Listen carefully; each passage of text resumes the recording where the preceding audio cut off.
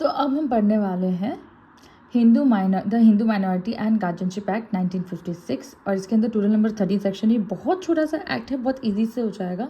चलिए जल्दी से इसको पढ़ जाते हैं। The Hindu minority and guardianship act 1956 जो है वो एक्ट नंबर 32 है एंड विच इज़ एनेक्टेड और एनफोर्समेंट ऑन 25 अगस्त 1956 के अंदर हुआ था। जहाँ तक की बात करते हैं अगर हम हिंदू मैरिज एक्ट 1955 की, तो वो उसका जो एनेक्टमेंट या एनफोर्समेंट डेट थी वो थी 18 मई 1955 and which was 25th act number था वो।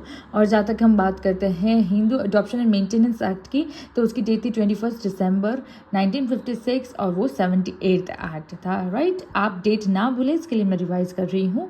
And act to amend and codify, ये एक्ट इसलिए बनाया गया है जनरली ताकि माइनॉरिटी और गार्जियनशिप को लेके हिंदूज़ के माइनॉरिटी और गार्जियनशिप को लेके जो लॉ बनाने और कोडिफाई करने के लिए, अमेंड करने के लिए ये जो एक्ट है बनाया गया है।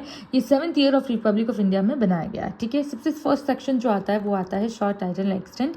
ये इसको Hindu minority and guardianship act 1956 कहेंगे और ये जो है पूरे भारतवर्ष पे लागू होता है। उन पे भी लागू होता है जो हिंदूज डोमिसाइल टेरिटरीज में रहते हैं, मतलब कि वो हिंदू जो नेटिव प्लेस जिनकी जो है, मतलब जिनके एक्चुअल जो घर कहते हैं ना कि हम वहाँ से आए हैं, हम वहाँ के रहने वाले हैं, तो वो अगर इस वो जगह है जहाँ पे ये एक्ट एप्लीकेबल है, फिर चाहे वो कहीं भी बाहर रहे, जैसे पंजाब के हैं हिंदूज और वो कनाडा जाके रह रहे हैं, तो भी उनके ऊपर ये एक्ट अप्लाई होगा जस्ट बिकॉज क्योंकि वो है तो पंजाब के ना, तो इसके हिसाब से उनके ऊपर ये एक्ट अप्लाई होगा। ठीक है, फिर आता है सेक्शन नंबर 2 जो कि act to supplemented to act 8 of 1890।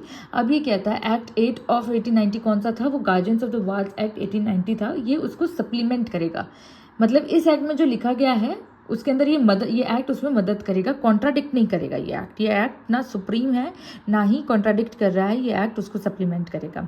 ठीक है, फिर आता है हमारा section number 3 application of that. ये एक्ट कहाँ किसके ऊपर अप्लाई होगा।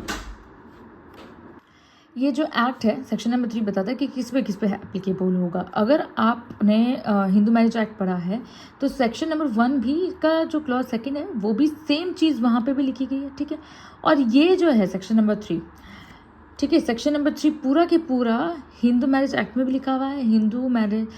हिंदू ये अडॉप्शन एंड मेंटेनेंस और अडॉप्शन वाले एक्ट में भी सेम दे रखा है, इसमें भी सेम दे रखा है, कुछ छोटी मोटी चीज़ों का डिफरेंस।